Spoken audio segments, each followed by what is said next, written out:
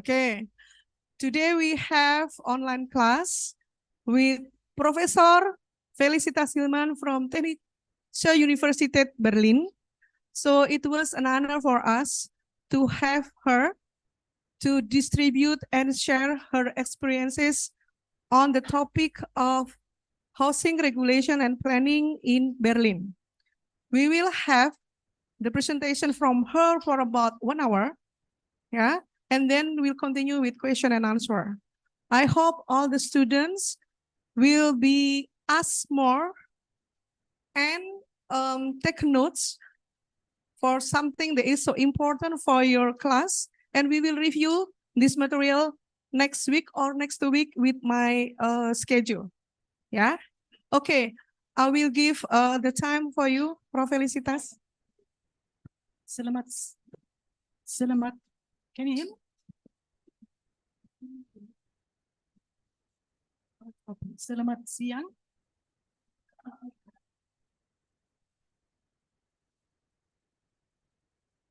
Selamat siang. Saya belajar bahasa Indonesia sudah sedikit, tetapi saya senang di sini. So now I speak English. So I'm very pleased to be here today. I'm at Technical University Berlin. I'm a trained geographer, but I'm now in the Institute for Urban and Regional Planning, the TU Institute, which is holding also an agreement with Diponegoro, and I have the honor to work since many, many years with Ibu Vivandari Handayani and with Landung also. So I'm very pleased to be here for the past 2 months already. And I started to learn Indonesian, of course. I thought there was a bit of a misunderstanding because I'm not perfectly speaking about housing, but I thought we could speak about different approaches, European approaches towards urban planning and regeneration, because this is the topic of your class also. So housing will be part of the picture as it's getting more and more important. And as you might know, in Germany, we have a totally different system on housing. So for example, I myself, I live in a rented flat since I can think, so forever. And that's the normality. So I don't need a landed house. I don't need something on my own. So that's very different. But I thought we just speak about urban regeneration, and I will show you European cases on different ways to do regeneration, and I hope you like it. So first of all, I wanted to start with a question to you, and we have time for discussion afterwards, because really I'm here to speak with you, to be in contact with you. It's nothing superficial. I want you to be curious about things, how we handle this in Europe. And I strongly believe that we can learn from international comparison a lot, because you start thinking about your own. So my first question would be, what is urban planning for you?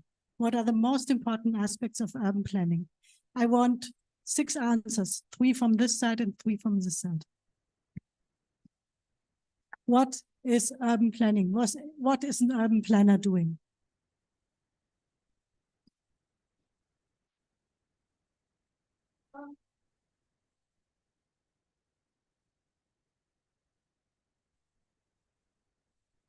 Thank you, ma'am, for the opportunity. My name is Wira. For me, planning is an effort to improve the quality of life by doing some sequential steps of actions that need to be taken to get to the goals. So for me, the main point is about the sequential actions, because an action must be taken sequentially. Well, there must be an order of action that need to be taken. I see. Improving the quality of life. Okay. Now, maybe the other side here, what would you say? What is urban planning? What is most important? What will you do? You, for example, here as an urban planner.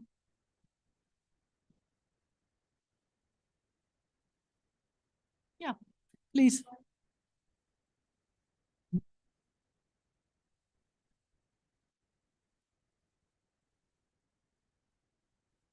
Thank you for the opportunity.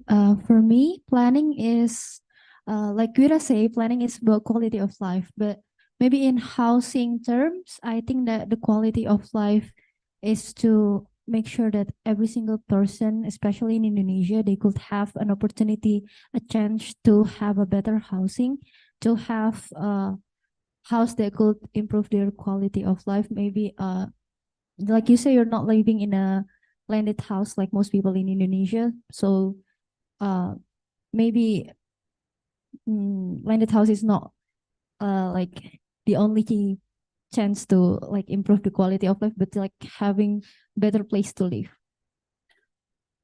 Thank you. Okay, improving quality of life, which is connected having a better place to live. So this is already a bit more concrete. It's on the place, it's on the spatial dimension. We just have 4 other comments here. Please just say what you think.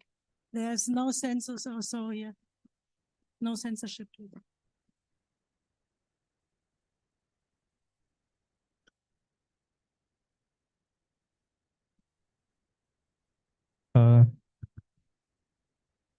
Thank you for the attempts. My name is Helmi. Just simple answer for me. So planning is a plan for better condition than the current condition. Maybe that's all for me. Thank you. Can you repeat that? I didn't get it. Okay. So the planning is plan for the better condition than the current condition. Maybe that's all for me. Okay, as we now repeat, how do you do that? Next question. How do you do that as a planner? It's a lot of responsibility to ensure a better quality of life for everybody. How do you do it? What does the planner do?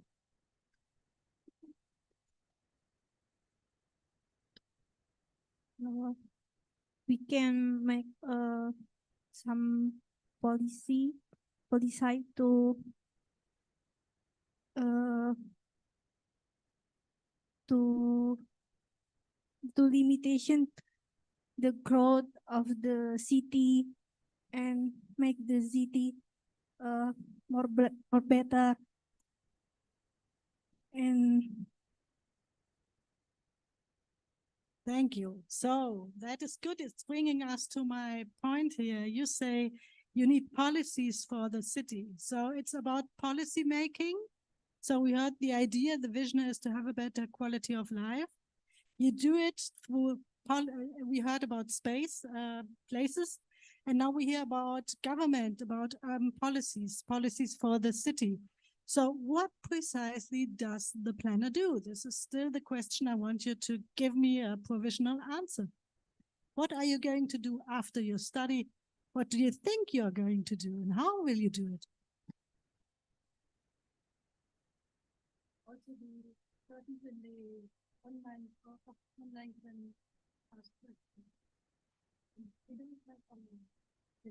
you don't have online.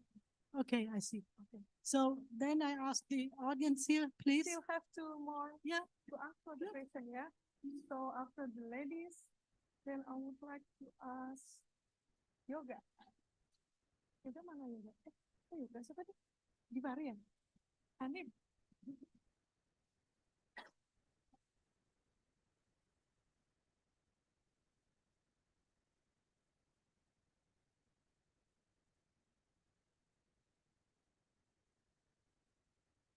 Thank you for the opportunities. My name is Hanif.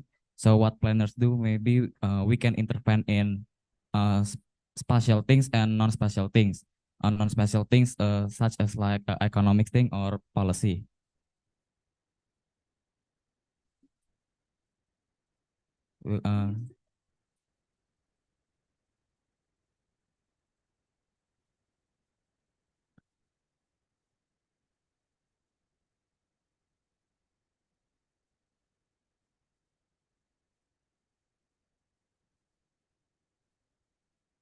So it is a complex question, so you can have many answers on that, please. What do you do once you're in your office? You're appointed as a planner, okay? And then you sit in your office. What do you do precisely? Bisa ambil yang studio, produk studio apa? Faiza mana Faiza? Okay.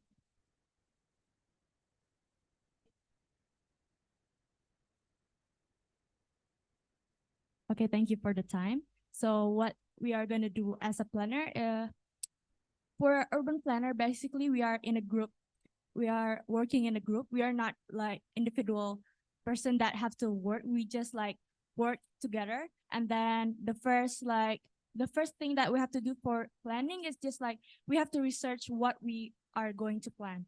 Like what is the problem, what is the potential, and then what is the plan that we have to make that is making those people having like a better life. I think that. Thank you. So, and would you, for example, come up with a map, right? Designing a map of the problem, for example. So, very good. Do we have one last comment here, Landung? Oh, very good. Yeah. Is there somebody having another answer or idea? If not, we just start. I mean, it's just it's fine with me. But if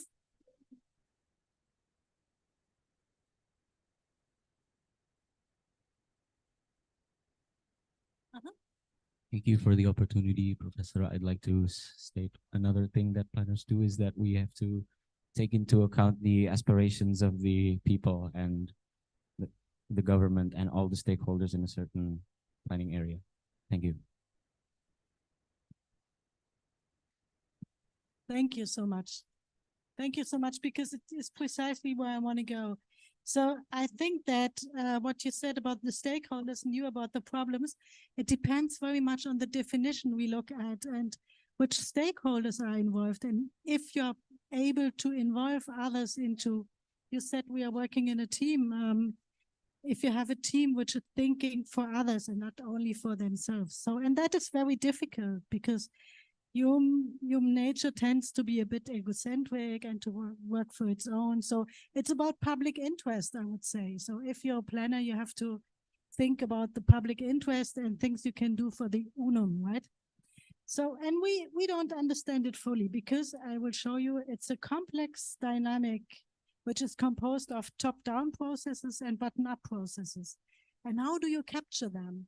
So I think an important point, and that is what I'm working on since many years because it's so fascinating, also very blurred and complicated, is that I think that cities always need the knowledge, the influence from the outside. So people coming from the outside to the town.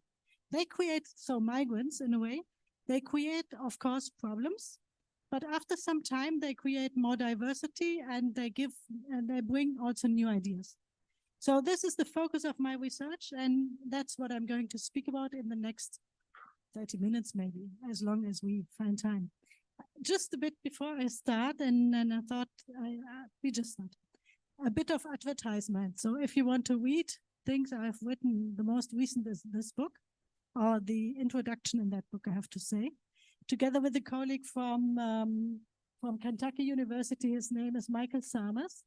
And we look on cities, migration, and governance. So that's a nice read if you want to read, or you just send me an email and I'll send you other articles. I cannot send you that one. I have no PDF, but you can you can get it in your library, I guess.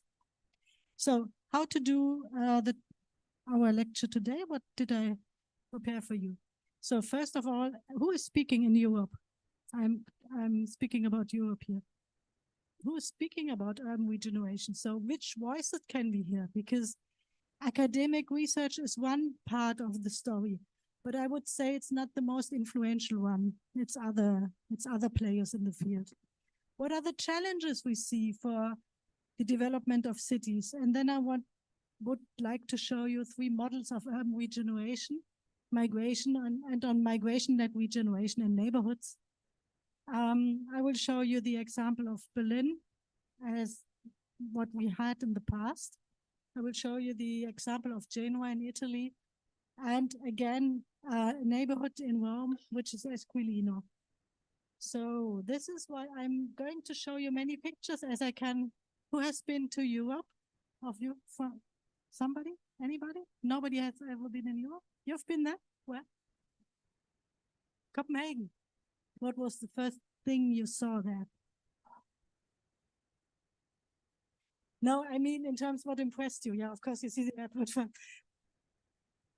what was impressive for you?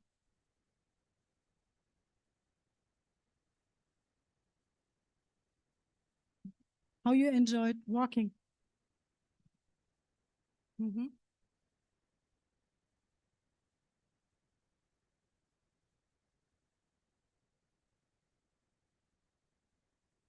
So do you mean moving physically, or because there was no traffic jam, or what's the point? Yeah, yeah. Okay.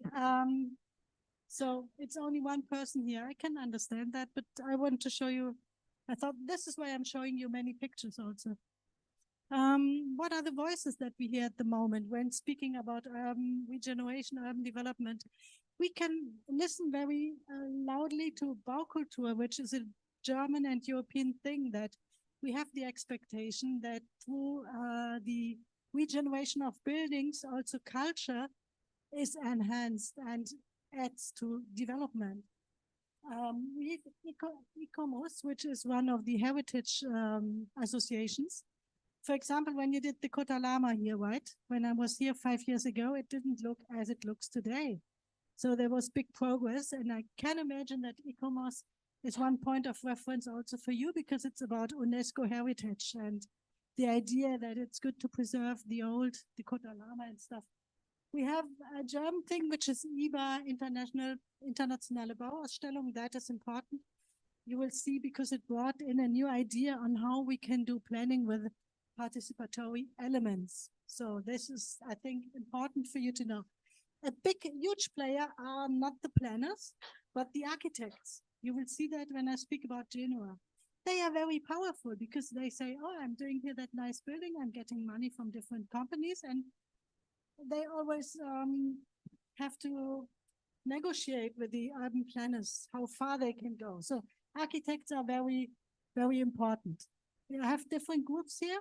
The G124 forgot heritage, human cities, as examples of associations of architects.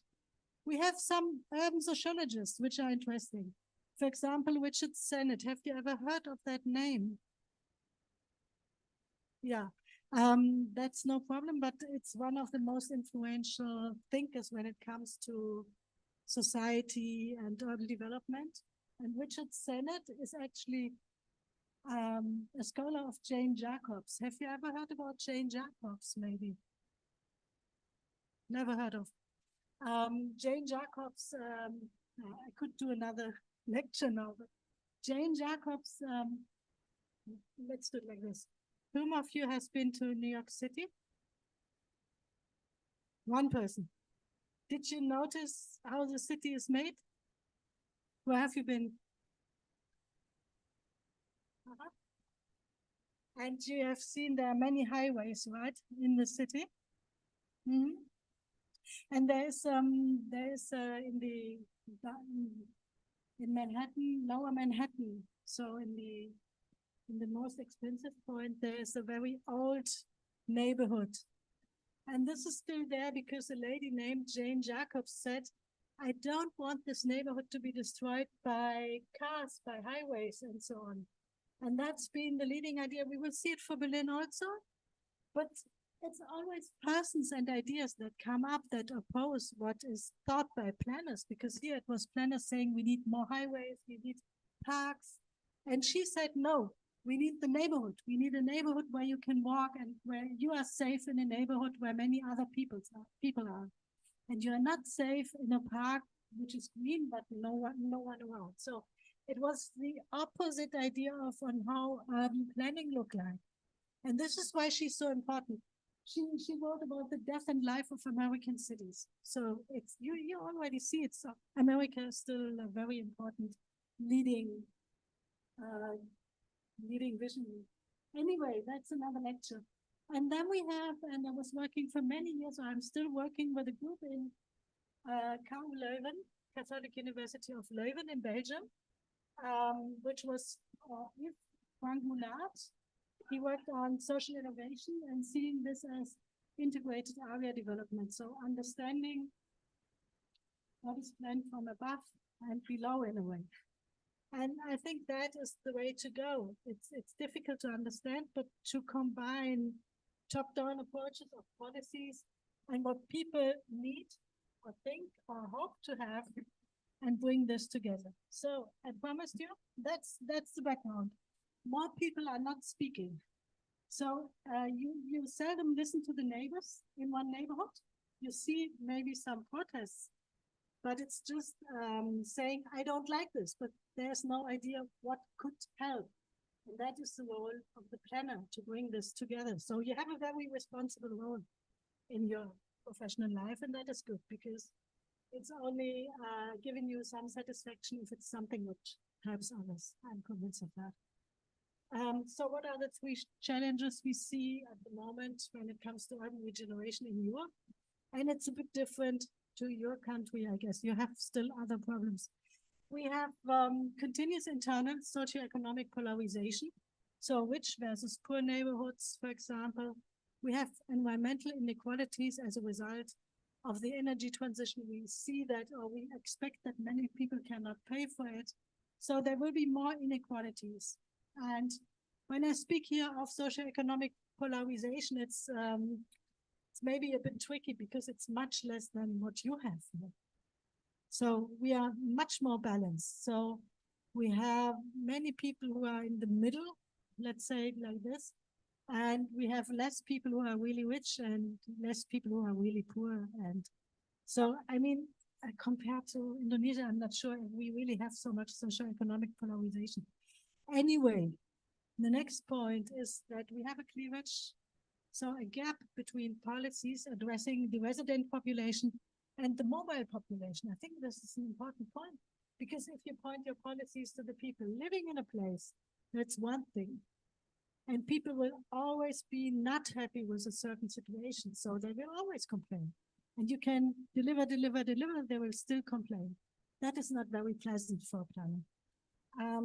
But it's pleasant if you have to deal with a mobile population. So tourism, for example. So you can have a benefit out of that immediately. And so it's much easier to direct touristic policies than to have policies which point to public space, for example, where everybody wants to say a word. So I think that is a major gap. So policies addressing the resident population are directed to people from the outside, like tourists, like international students. So international students have become a real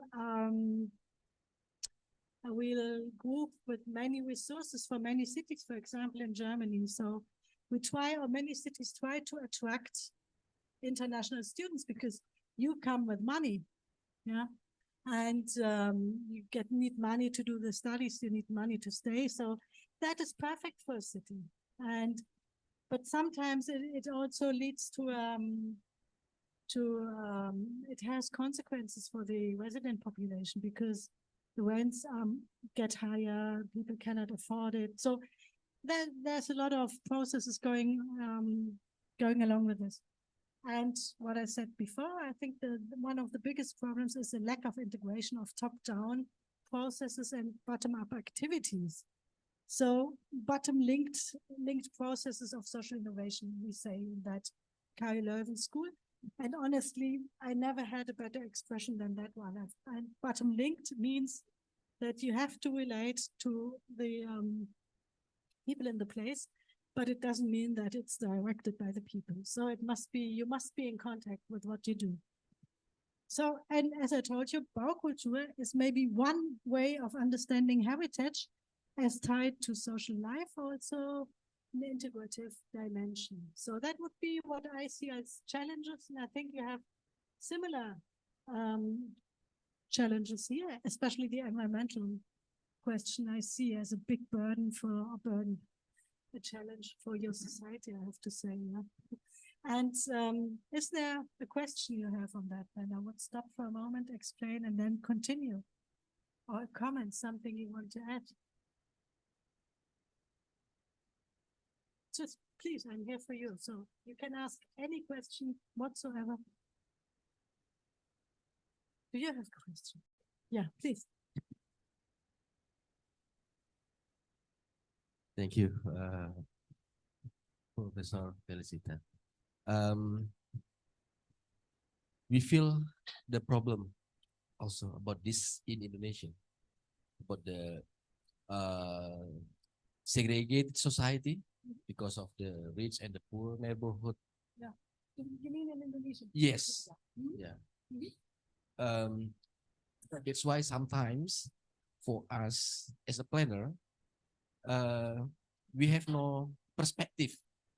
Yeah, the good perspective how actually the planning should be planned, because we have no experience good plan like. Yeah, maybe if the student can go to Europe, can see walkable city something like that, but in Indonesia, what we can see in daily life, rich and poor people, and in Indonesia, struggling on how to negotiate between the low income people, the poor people with the policymakers. And we know much discuss about the bottom up and top down approach, integrated all of the stakeholders to do together and see what they can do, what capacity they have. So maybe for the student, maybe the presentation much theoretically, but we can feel the situation in Indonesia to understand what Professor said about rich and poor people neighborhood, including environment inequality. From the plane we can see the ground. There are what we call organic settlement. There are no good plan, and the other place we can see the very good planned neighborhood. This is the inequality what Professor want to explain you. So please try as a planner. We speak about the spatial planning. We can see this information in terms of the neighborhood, quality, physical neighborhood quality between the rich and the poor. You can see, So now maybe this is the full semester. They don't know exactly about the negotiate between the bottom up and top down approach, but I think I hope you can have not too much gap between the theory and your study now. How you can understand? You can imagine. See the environment in Indonesia. The rich live in the organic settlement. You can see. No good plan. And another place you can see there are very rich, good and luxury neighborhood in Indonesia. Yeah, but then I have to say the neighborhoods eat up a lot of space, and then you have to accept what we would call urban sprawl. And I would be against it because not everybody can have a landed house. If that is your idea of planning, goodbye. I mean, we need to do much more for the environment. And that means also that we have to change our ideas on how to live together, as we have heard about Copenhagen, which is a city without cars, basically. Everybody riding a bicycle and or walking. And this heightens the quality of life for many. But for now, we still live in other visions of the city. So I totally agree. And of course, the problem of rich and poor people is always there in every society. And our societies, if we compare Germany and Indonesia, are structured in a totally different way. So, for example, I pay nearly half of my income as taxes.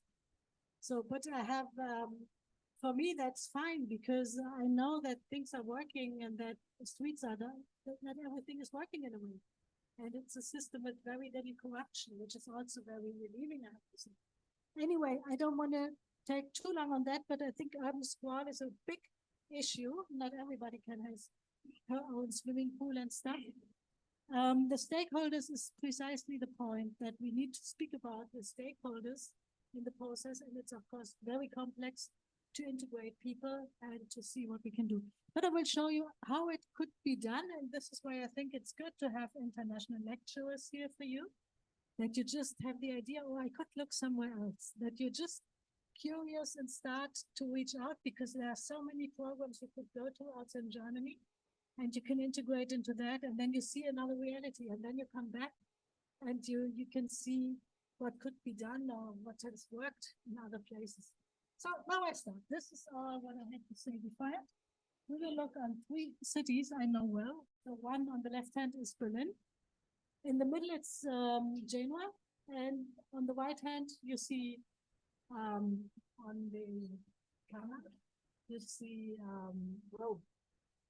So, and what I want to show is here how these 3 cities, in a way, have different approaches which belong to the past, which is a lengthy democratic structure in planning, because planning is always a process that takes time. When it is supposed to be democratic, it takes even more time, and sometimes also too much time. So you're stuck in planning, which is also not good.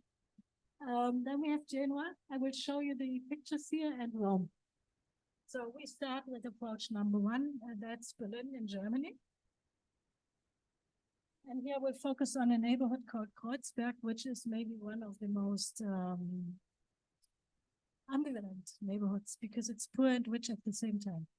But as I have imagined that not everybody has been already in this room, has been to Europe already, which I fully understand. I just want to start with some introduction into Germany, that you can see it's much smaller than your island country here.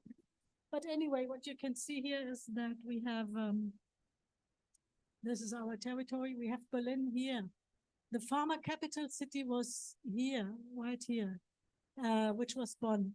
But here you can see we have 16 federal states, and we have very different regulations for the states also in Germany. So we have a decentralized system, so have you. So it depends always on what you focus. And here you can see, again, I just thought it's important for you to see that. This is Germany again. This is the former GDR with some of the sub-state levels. Okay, and this is Berlin. In Berlin, we have at the moment, Berlin is growing. See, there's a spelling mistake here. We have inhabitants, 3.6 million at the moment. So the city tends to grow since some years. And the growth is mainly produced by immigration into the city. It's many refugees, it's migrants coming, international students, all that. And here you can see, we will speak later about this. You can see here, that is important. I want you to see that. Here you can see the wall that has divided Germany for a long time, 61 to 91. Yeah, so 30 years. You can see that, which has been the former Soviet sector. And Berlin was an exception, a city which is in the Soviet sector or in the socialist zone. And Berlin itself, we will see that later, was divided into 2. And there was and that is unbelievable, because if I would not have seen it, I wouldn't believe. So you can see here, this was a wall all around Western Berlin. So the wall was not only within the city, but around the whole of the western part. So my husband, for example, he grew up here, and he said, I used to play football against the wall. I was used to it. I didn't notice.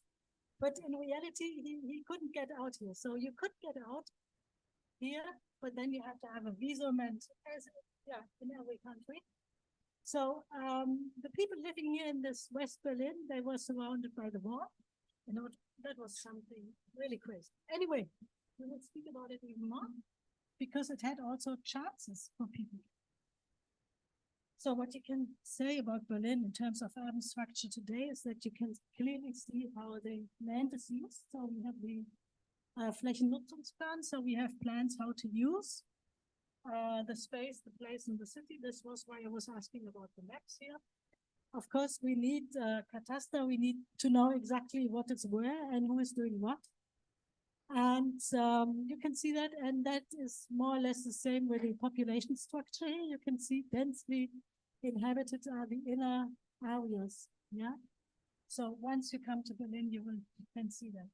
And once you come to Berlin, you can, if you like, find us at Technical University Berlin here in the middle of the whole thing. So Brandenburger Tor would be about here, and we are here. And yeah, so I hope we can make it one day to come to our TU Institute. Landung knows it well. We've been there. Yeah. And yeah. And Landung was at Free University, which is down here, somewhere here, or even here. So she was far off. But we, yeah, see. Okay. Now I thought it's good for you to see some pictures also, because I want you to think about it. It's not so important that you collect everything I say, but that you have an impression. And what I thought is that it's funny, it's a collage of Berlin today and after World War II to show the development. Can you see that? So in the background, you see after World War II how the city looked like. This is a normal day today, drinking coffee or whatsoever. Here, yeah. This is in the middle of the city. It's near to where Berlin is, by the way. I have another one nice that you can imagine what that meant for the city to be destroyed. It was really destroyed. So this one, and I like this, that it merges what is today and what was before. Look here. So here, you can see that. So this is where urban development begins for Berlin. After having lost World War II, having lost rightly, happily it was ended. And you might know that the idea, Berlin was the capital city, and the idea was to make it the huge capital of the world, more or less, Germania. I'm totally crazy, but anyway, I think I could put me in a glass of water. So I need to drink something. I just need a water or something. Anyway, what happened here is development began after World War II. The city was destroyed. All hopes to become remain the capital city were lost because it was so disastrous what had happened. And I want to look on that now. So how was urban regeneration done? So people started just to knock down what was left over because people thought, or the planner thought, it's much easier to get away with all that bricks and stuff, and just we start from zero here.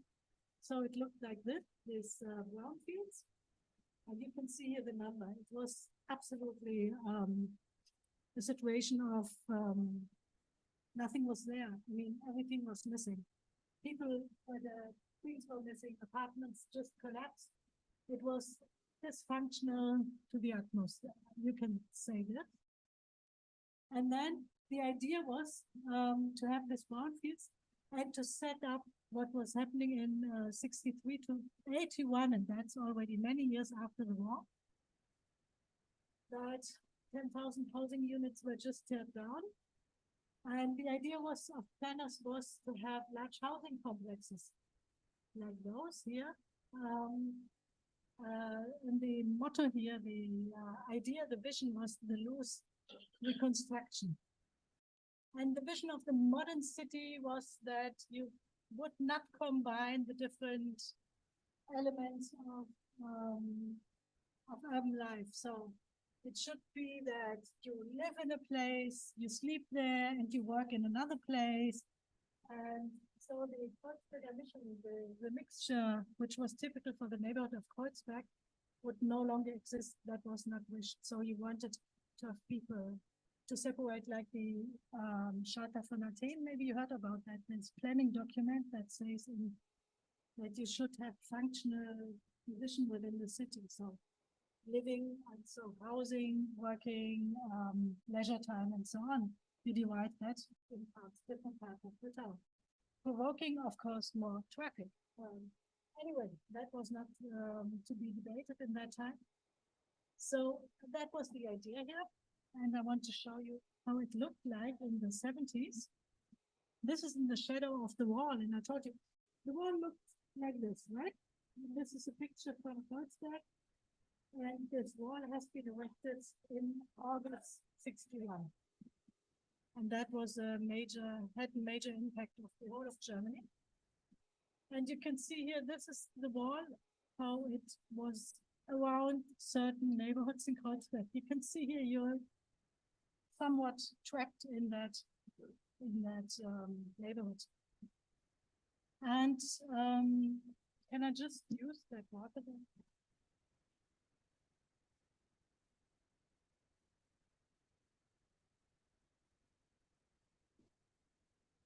Okay.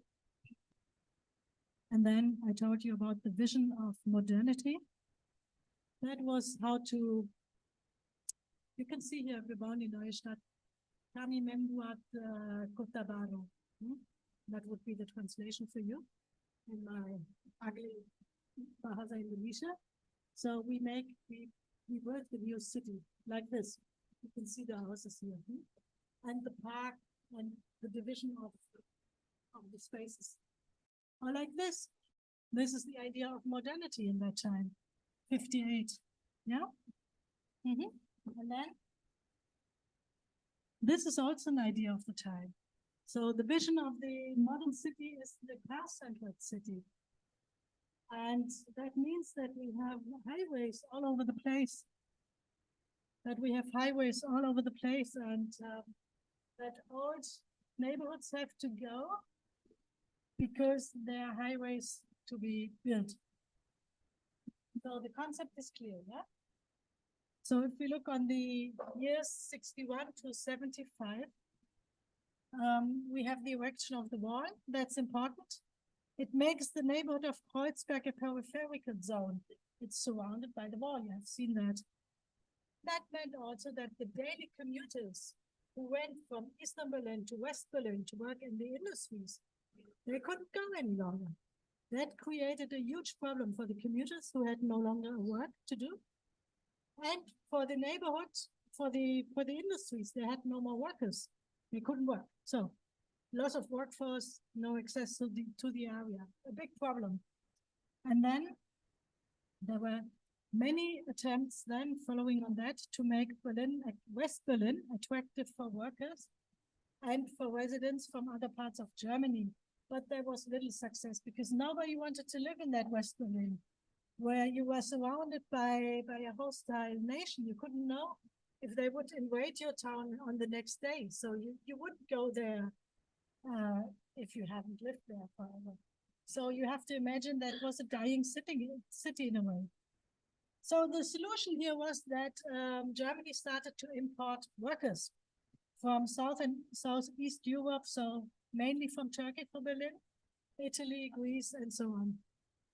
And the workers were supposed to work in the textile industries, electrical industries, and many foreign women were hired, and that was because women were cheaper to pay than men. And it was said that women were more able to work with the small parts with their fingers, but the real reason was it was just cheaper for the employee. So be honest here. So yeah, what happened is that here you can see such a worker, Mrs. I don't know her name, but she came. So what happened also in that time was that there was resistance against the dismissal of the houses. So people said, why do we tear down these old houses, which are in a way good? We want to keep that. Then there was a new movement. It was a really people of the place movement. And people started to occupy houses as a reaction on the dismissals in 81. And that was a movement all over Europe. You had that in the Netherlands that started the krakers, so the people occupying the houses. And then that was one thing, the protest and against so to preserve the houses. And then you had strong immigration, so-called guest workers from 64 on until 73. Germany brought in many people from abroad and kept them as guest workers, meaning they were supposed to stay only for a little while and then could be sent away. There was no pathway into the German society. And this is today discussed. You might know that Germany has recently done, our two states have done an agreement on the mobility of workers to Germany from Indonesia. This is very fresh. And there's really an attempt to give more opportunities to not repeat that mistakes from the guest worker regime. And I think that's very honest, and there are regulations that you can come to Germany and also stay if you would like to stay. Student mobility is eased, all that. Okay, anyway, what you can see here is people occupying houses. So that manifesto here says it's better, and then you have to think of Germany as a nation which was heavily traumatized of what happened in World War II. So these young people say it's better that our youth occupies empty houses than foreign countries. So this was still, Germany had murdered 6 million Jews, and this was still a reflection of that. So young people would say, we want a different society. We don't want this to go on as it was. That was important for the development of Berlin, as you will see. And yet, at the same time, we have a strong in-migration of foreigners, the guest workers. And they say, oh, also I want to participate in the elections. I'm not here to be only to work. I want to be part of the society. I want political rights and so on. Yeah, all that happened at the same time. And then something from abroad, I already said, I think it's important that things come from the outside, that you are confronted with new influences. There was a new approach, which was the Internationale Bauausstellung, IBA, in 84, 87. And here something started which was unseen, which was a bit taken up from Jane Jacobs from the United States. The idea of the walkable city you have today, that comes from here. That is a very old idea. And you think it's new, but it's not. Anyway, the focus was cautious regeneration or critical reconstruction. I do not know. That are the translation I could find. It's behutsame Stadterneuerung. And so I also tried to understand what precisely does it mean for Berlin. Here I sit down because it's going to take. So what you can see here is this is the political proclamation that things should change. And it says here, see that.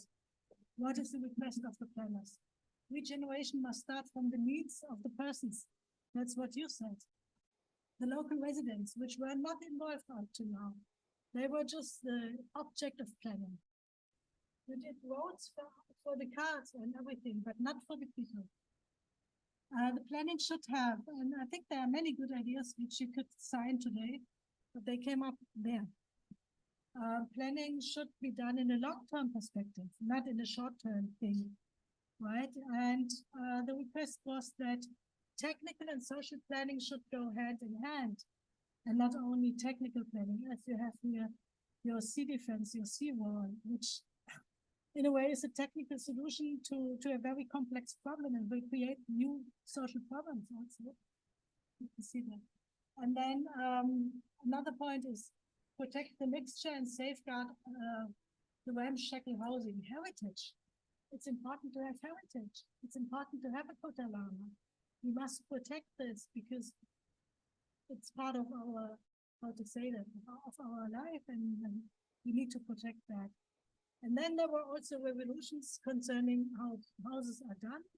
There's a need to variate the existing floor plans for the apartments so that people could choose how they live, if they need 3 rooms or 5 or only 1. Avoid demolition. The social infrastructure must be adapted to the needs of the resident population. So social infrastructure here is kindergartens and so on, so that you can provide schooling and so on to the population. Public space already then became an issue. Who should use the public space? Can women use as much public space as men can? Stuff like that came up. And what can we do to encourage the vulnerable groups? And yeah, and then the request to have that established formally, also the right for participation. There is no right for participation, you know that. I mean, and then there must be open spaces, so to learn how we could live together. And then a very important point, financial means must be secured and must be of flexible use, because we have a problem in our administrations that you have to foresee what could happen and then you must plan for that. But sometimes you just can't. But if you cannot spend the money, you have to give it back, and the next time you cannot apply for it because you haven't used it. It's complicated, but I think this is already one reflection of that we have to be flexible at the same time. And there must be a guarantee that there are new forms of solidarity and that this goes on. Of course, many people thought, oh, this is only political blah, blah. And they would say, this is all bluff. I do not know if the word is existing in English, so it's just fake. It's not true. People wouldn't believe it. So, and that is, of course, the end of everything if people start not to believe. And so anything. What happened then? There was quite a pause. People had these ideas and visions. What then came in 99, so the wall came down in 99, we had for the first time area-based policies. And those policies were inspired by this cautious regeneration scheme. So it took another 10 years or even more until something really happened. So a program of the state, Soziale Stadt, came in on neighborhood management. The idea here was that you can manage a neighborhood as if it was an enterprise. That is very interesting because, of course, you can't, because the city is not an enterprise. The city has to give opportunities to all people which are there, and you do not choose who is there, but people are there. So this is a big difference.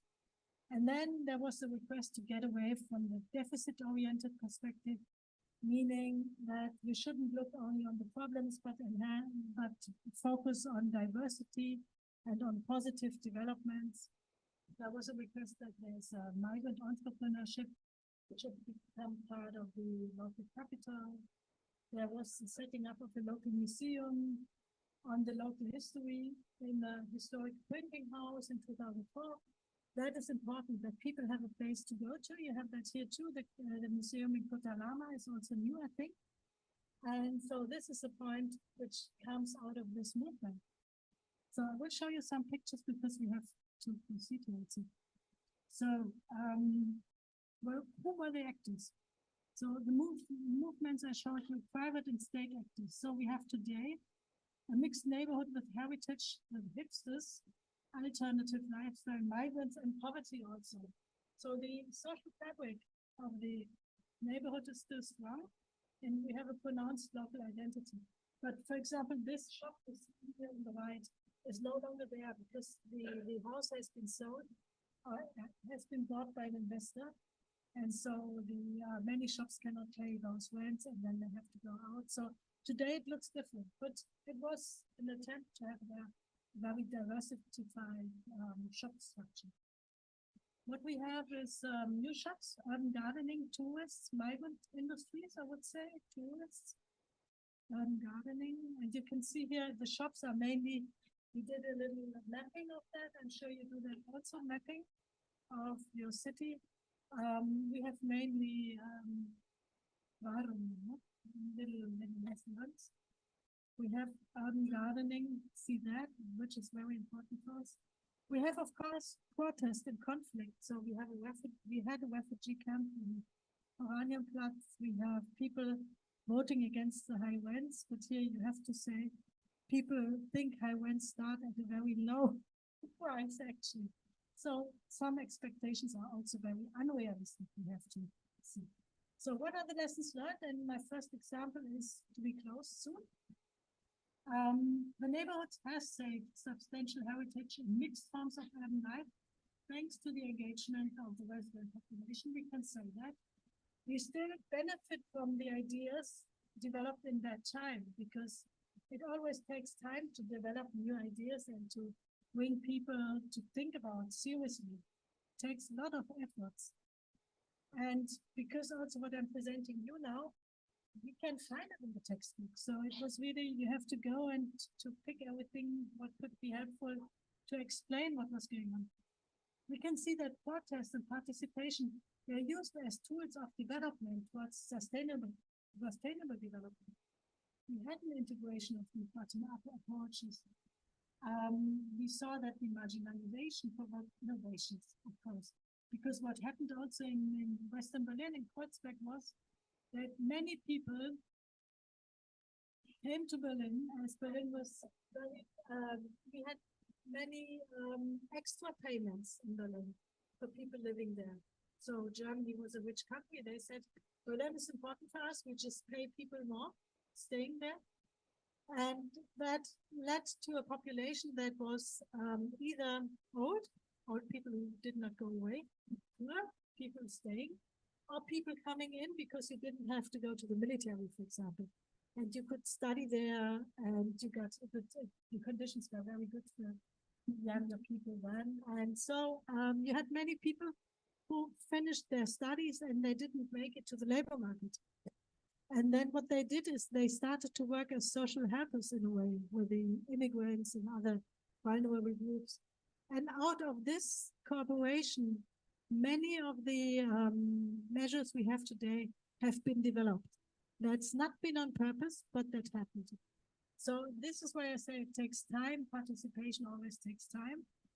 And interventions which are participatory are always very slow, are always, so democracy, so that can we say, is always slow and expensive also, because time is money. I mean, so you need to be able to go through all those very slow processes, which is not a pleasure, by the way. You will know that, right? No. And okay, and then my point here is in migration worked as a forerunner of cultural diversity, because in Germany you couldn't find the Italian pizza or you couldn't find Greek restaurants. What you can find today is all the result of the foreigners coming to Germany, which were not welcomed. But the result now is very nice because you can go to a pizza, eat a doner, shawarma, whatsoever. But that had to go. And yeah, of course, today we have also strong internal fragmentation, especially in Kreuzberg. We can say that we have aggressions between inhabitants and city consumers. So city consumers, I mean tourists. Do you have questions about Berlin? If not, I would go to the next example. But if you have questions, please do so. Anything I said what disturbed you?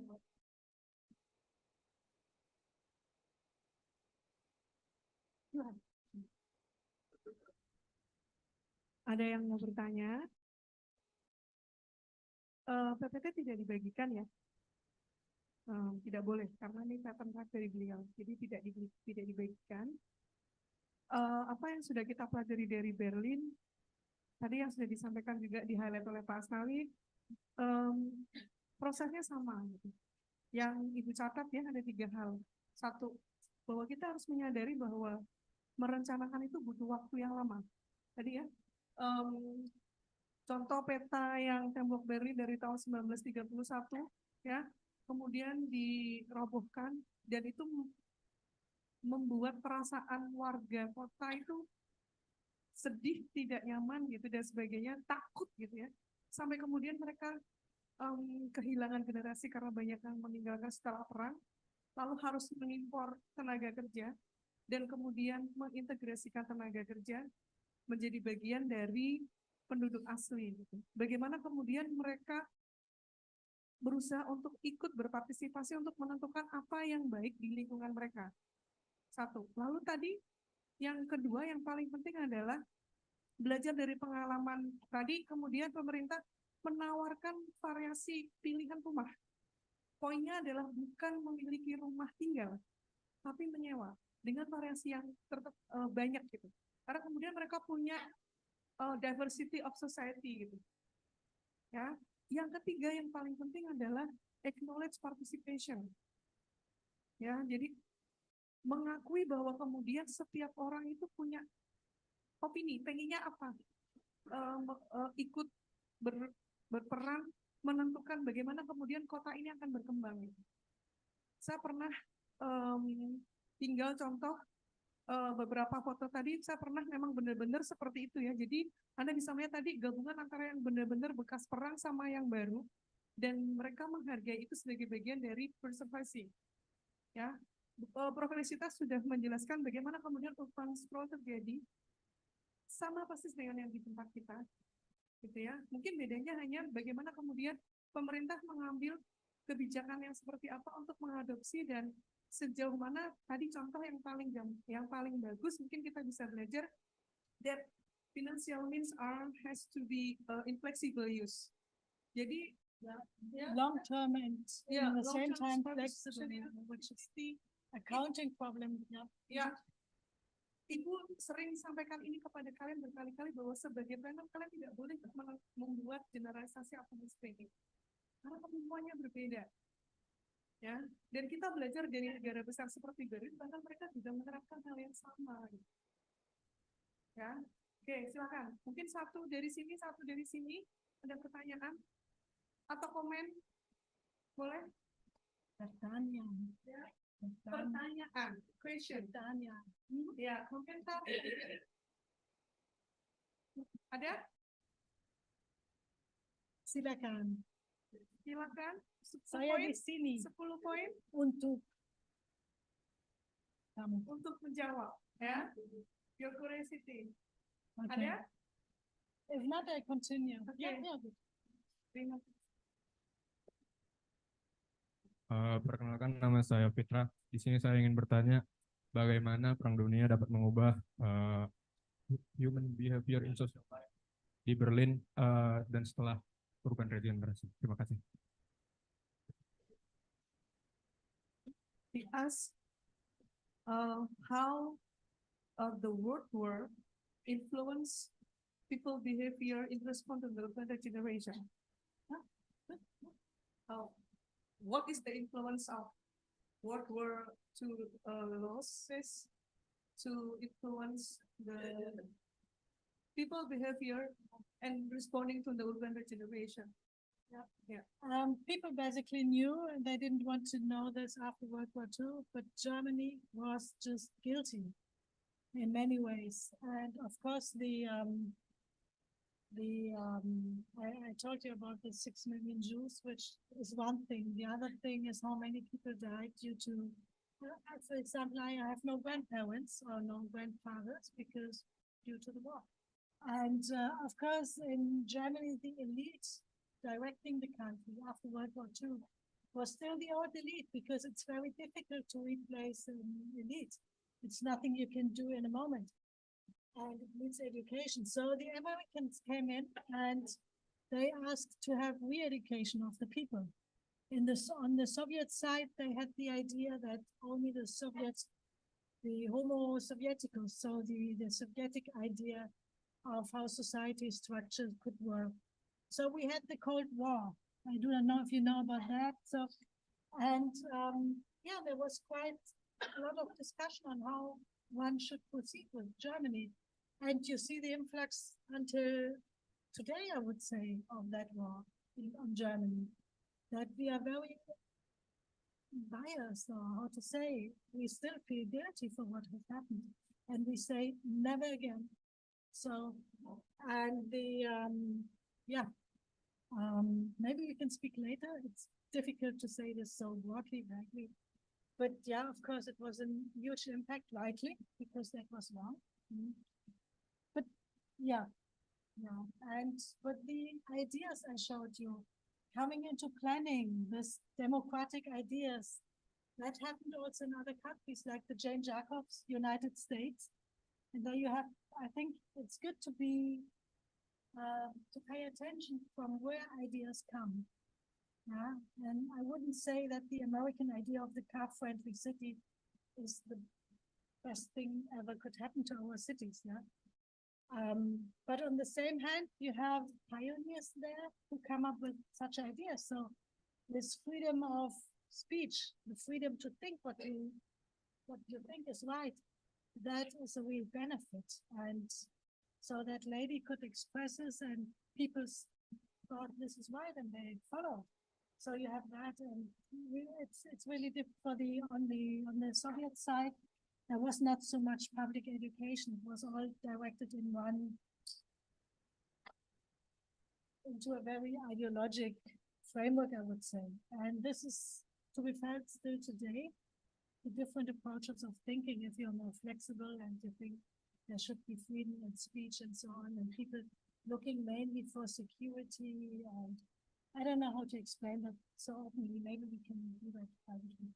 Thank you so much. I want to show you now, because I was thinking in the last week when I was preparing the speech for you, what could be another example, because I showed you here the democratic process, which is very slow, which is not always successful, which is far need to go. And I wanted to have an example which is more what we see today in the present. And I think it's Genua. I lived there for a long time. And I'm not sure if you know where Genua is. I brought this map for you. Is somebody there who knows where Genua is? Because I don't expect you to know it. Yeah? Were you raising your hand? No? Yeah? You know? Could you show me?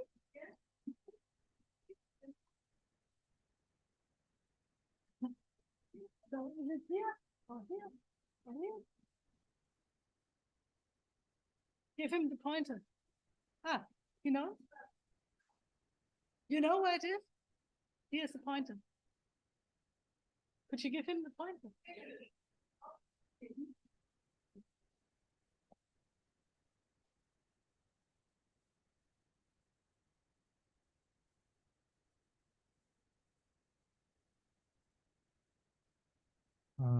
I know Genoa from Italy. Italy? Show us where Italy is. No. Yeah. That's Italy is what? Yeah. Yeah, this is Italy. Yeah, this shape like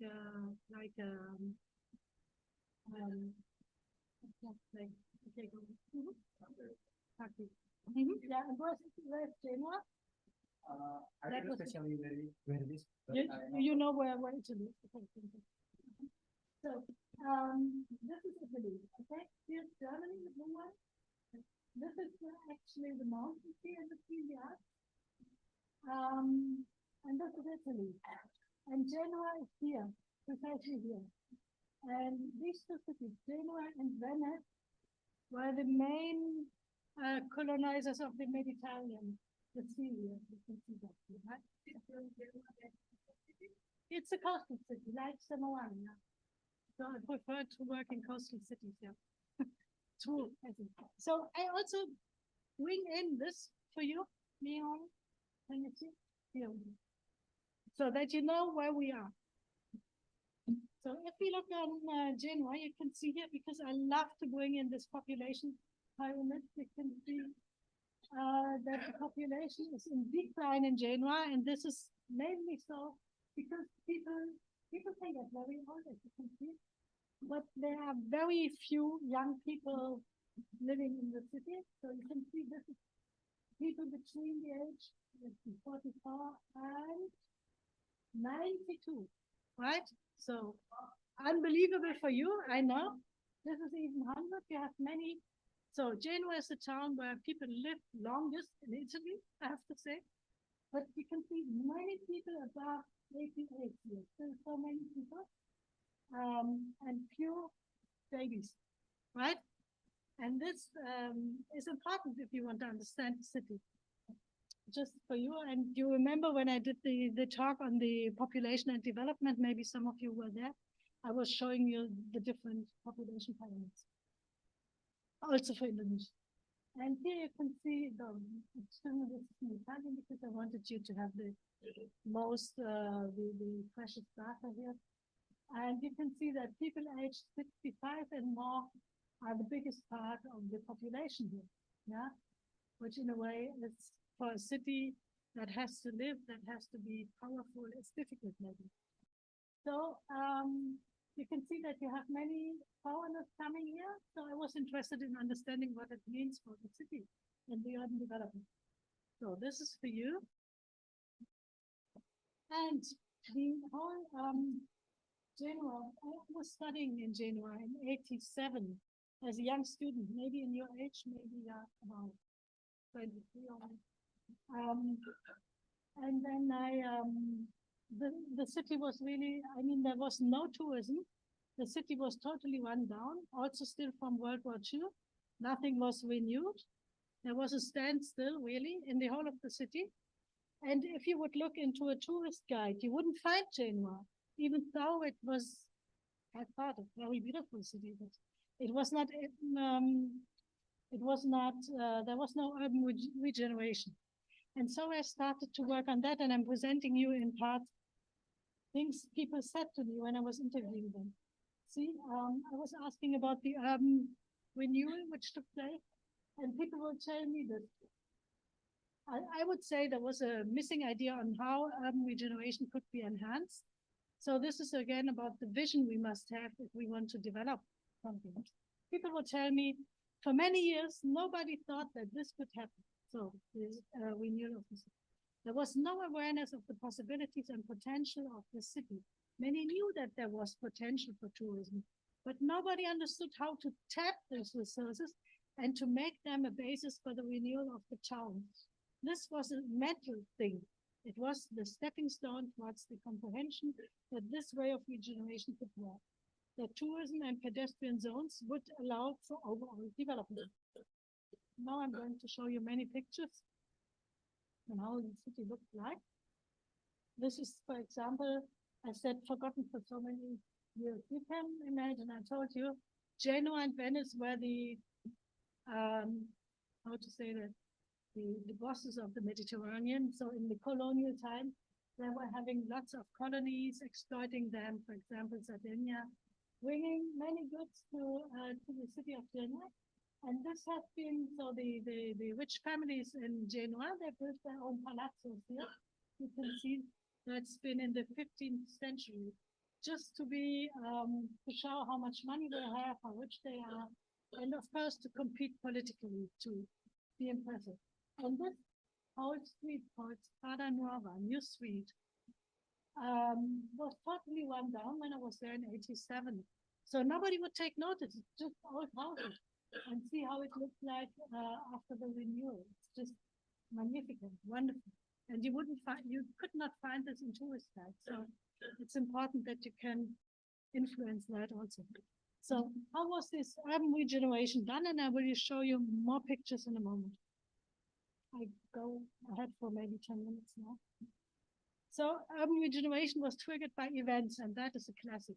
You need an event to do something. You say, for example, I have this adjunct professor, just to give you an example, we have this international lectures that adjunct professor, let's see what she's saying. And while you plan for this, you say, oh, we could have this event, this side event, da, da, da, da. So you need some point of crystallization for what you do.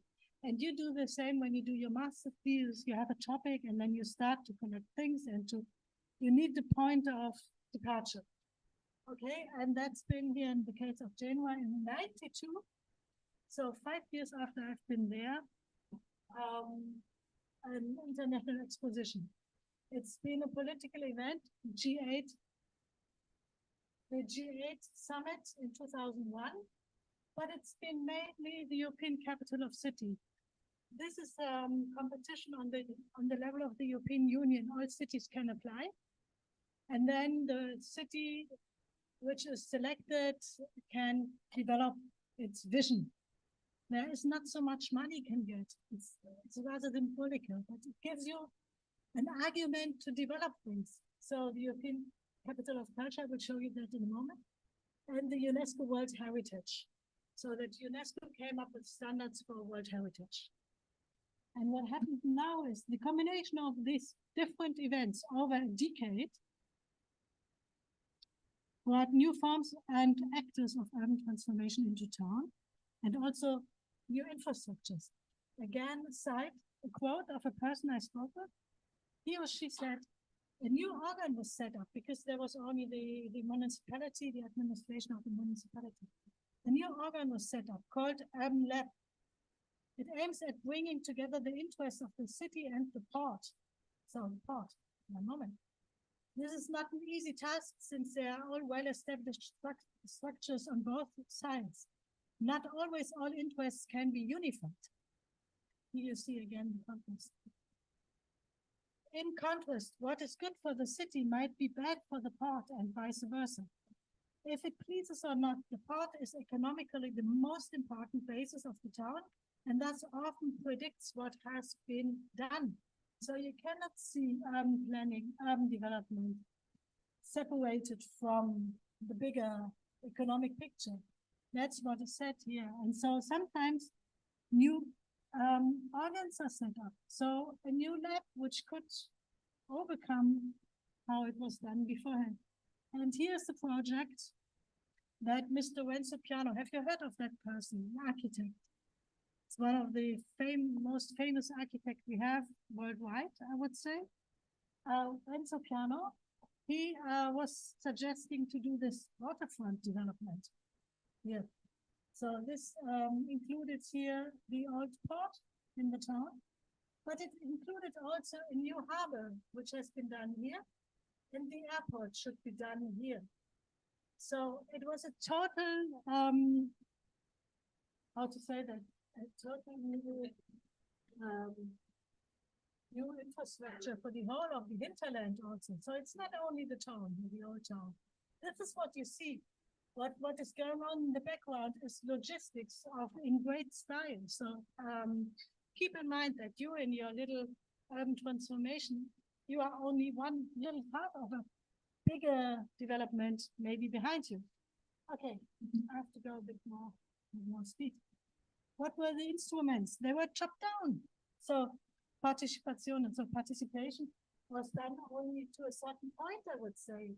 You did strategic conferences. You did participation.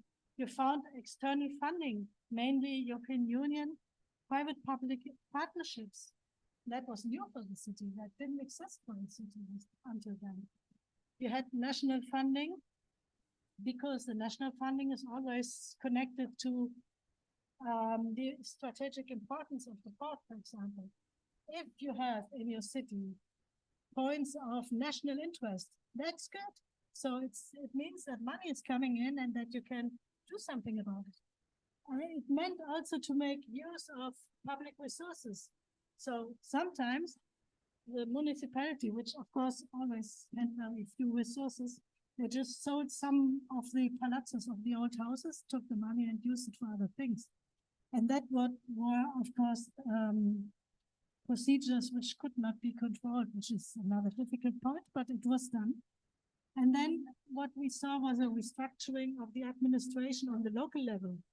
Internationalization was an important point here also, to open the city for tourists, for new thinking. And there was a consensus that there should be a concentration on the heritage of the city, which I have showed you, which was forgotten for a long time. The historical center, the peripheries should be done in a second stage. And that is one of the promises in planning. If you say, oh, this is going to happen in a second stage, be aware, hati hati. And this is how it looks like now. You can see this is Renzo Piano, an idea of Renzo Piano. This is the old Haber. You can see that very nicely done. Fantastic. The old town. Maybe, mainly they took off the cups so you can walk here. It's very nice. The old town. Yeah, you can see that. And you see it's already some years ago, but still it's very nice. This is the Italian style Liguria. Very nice here. So places where you can sit and stay. The old palazzos have been renovated. See that? Very nice. And this is also another palazzo. I can't explain you everything in detail now, but you can see. Also, there was a public transport system which was set up. That's a bit of a problem because this subway is not very effective because it has only 3 stops, but it was so expensive. But anyway, Genoa is squeezed between the sea and the mountains, so the territory is difficult to handle. But anyway, there was a public transport.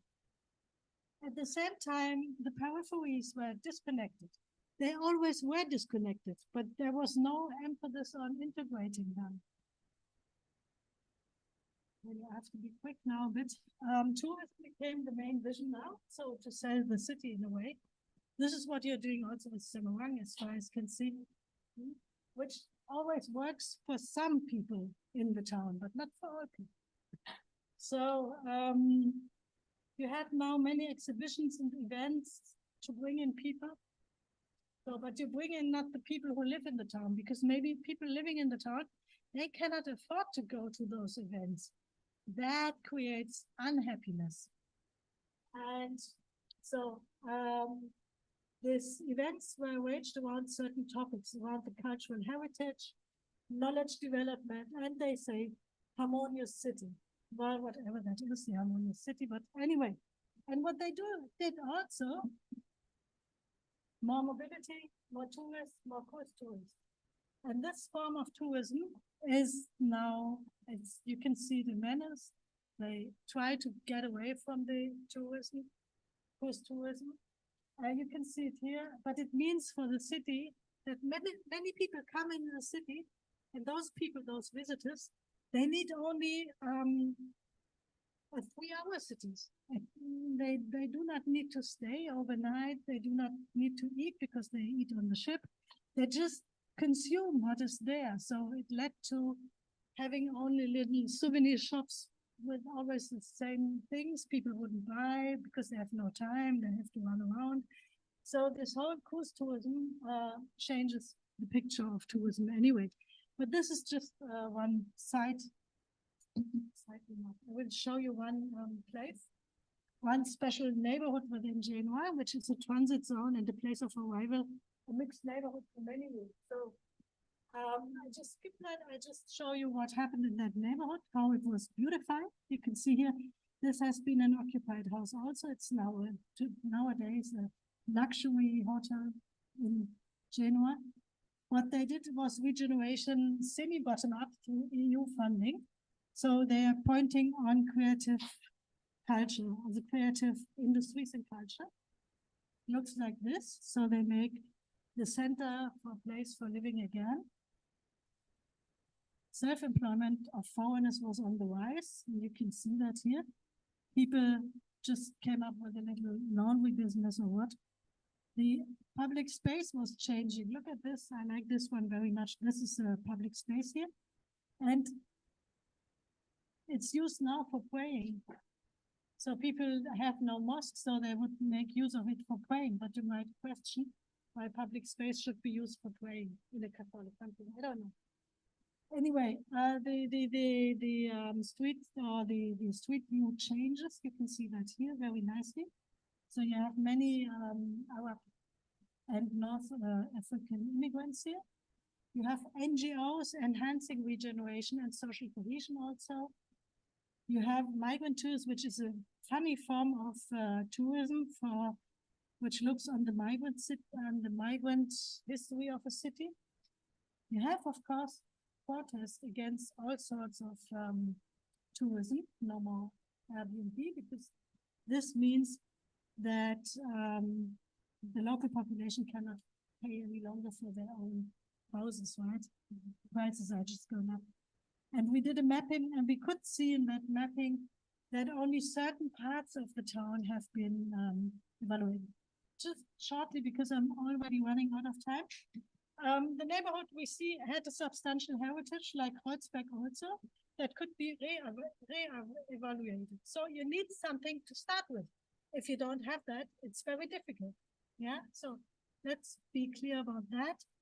You always exploit what is already there, which maybe generations before you have done. So you benefit from that. And this is why I'm saying, if we speak about planning, it's not speaking about you and your little time here, but a long-term development. And yeah, the place was always a place of arrival also. So we had many, many migrants coming in. We had participation used as a tool, I showed you, to set up a top-down regeneration, and some selected bottom-up approaches were included. but you had also a lot of funding coming in, resources coming in. And also here, migration was a forerunner for cultural diversity, but it also exacerbated some conflicts which were already there. So migration often makes show what is already not working. And of course, also in general, you have strong internal fragmentation. I come, and this is only the last 3, 4, 5 minutes, to my last example, which is Rome, which I think is the future. I don't say I like it, but it's the way it is at the moment. So what we see increasingly, and this is just Espolino, which is a part of the town which is near to the train station. You can see the train station. This is Espolino. This piazza, this square, is Victoria Emanuele. It's very central. And I will show you what's going on here. In the 80s, this place becomes home of arriving migrants from the Philippines, Bangladesh, China. And today we see a neighborhood on the tipping point, I would say. There's degradation, open drug selling, which is a problem for every city. We have a problem with in Rome with the waste management, the waste crisis. And what happens is that we have many small shops, migrant businesses, that mean migrant culture that come in here. We can see that.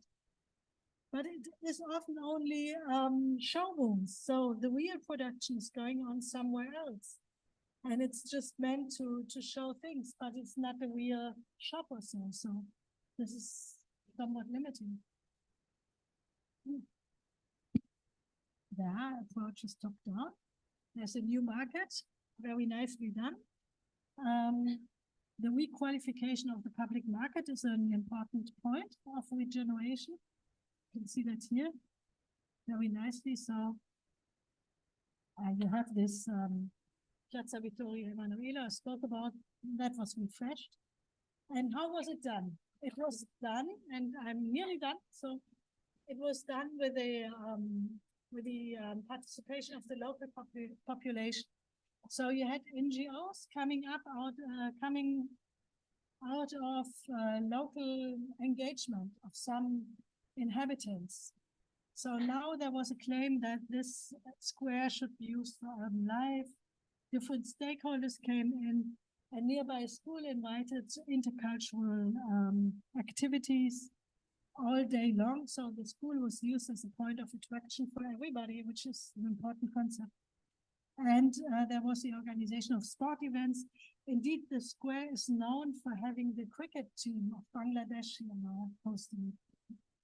Another point is that religious institutions such as Don Luigi just came up with activities here. There was a lot of cultural events that have been done by the local population, organization of festivals, artists, intellectuals, who went there to live there. We could speak of gentrification in a way, but it was low level. So you have a civil society which pointed very much on and you can see a video about that, pointed very much on a multicultural reality. So having a choir, for example, having a variety of creative projects, and many concerts that orchestra has done. Very nice. I'm already at my lessons learned for the future.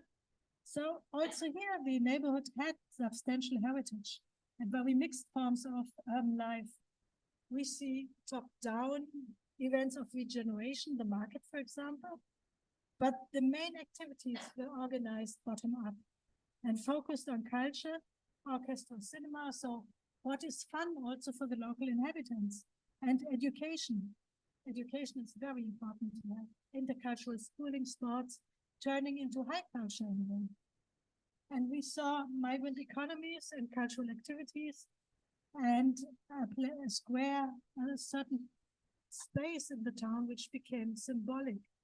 So transporting culture. So if we compare now those approaches we have seen, that would be to be discussed among us now. So that would be my question: which differences you see, or which difference to Indonesia you see? And if you have questions, I'm here for that. So thank you very much for your attention.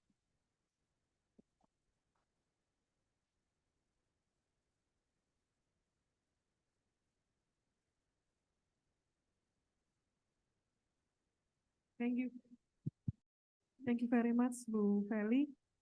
It was a very insightful presentation because the students have 3 examples of how urban regeneration could be to such a maybe planning consideration.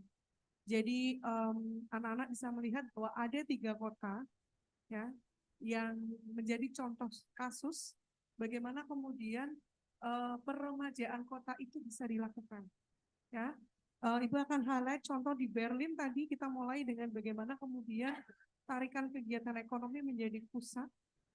Kemudian yang kedua di Jenewa, pariwisata. Yang ketiga di Esquilino, did I pronounce right? Esquilino, lebih kepada pusat budaya dan pendidikan. Ya, Anda bisa lihat misalnya trigger dari urban regeneration ada pada alun-alun gitu ya, yang bentuknya kotak. Ya, kemudian mereka juga menambahkan beberapa kegiatan seni budaya lain. Tadi contoh misalnya yang paling jelas adalah bagaimana mereka bisa menciptakan aktivitas orkestra selama setahun. Tadi berapa ya rekamannya? There is so many record and for the orchestra ya, yang within a year. Banyak banget. Jadi kita salah satu poin penting dalam peremajaan kota apabila kita lihat dari sisi permukiman berkelanjutan adalah bagaimana menciptakan kemandirian ekonomi. Ya, pada masing-masing kota Anda bisa melihat kemudian bagaimana planner harusnya bisa melihat bahwa potensi itu bisa dikembangkan sejauh mungkin. Contoh tadi Bu Felicitas jelas-jelas menunjukkan bentuk partisipasi pada masing-masing kota, ada yang top down, ada yang bottom up, dan ada yang mix. Ya,